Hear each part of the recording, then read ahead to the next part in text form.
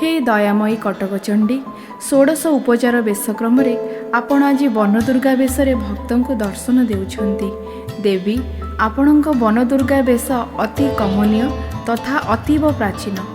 हे देवी चतुर्भुजरे आपण शंख चक्र धनु और सर धारण करिछंती। आपणक हस्तरे मयूर पक्षीटीए शोभा पाउछि। हे देवी जेतेबेले आपण वन मध्यरे विचरण करुथिले सेतेबेले हठात आपणक पादरे कंटाटी लागि जाइछि। आपणक कष्ट देखि स्वयं चतुर्भुज विष्णु आपणक निकटरे उपस्थित होई आपणक पादरु कंटाटी बाहर करुछंती।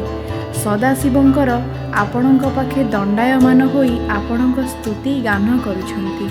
हे दुर्गे आजिर बेशर अन्य एक वैचित्र्य हेउछि आपणक निकटरे एक श्वान बा कुकुर उपस्थित।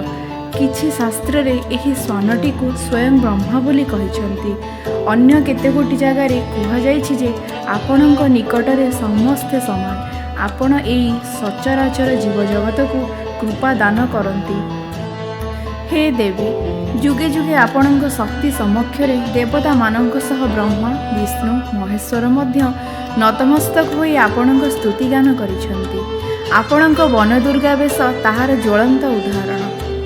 चतुर्मुख ब्रह्मा द्वारा प्रशंसित चतुर्भुज धारिणी हे परमेश्वरी तुमे रूप जय तथा जस प्रदान कर एवं काम क्रोधादि शत्रुमानंकु विनाश कर। हे देवी अंबिका भगवान विष्णु नित्य निरंतर भक्तिपूर्वक तुमको स्तुति करती।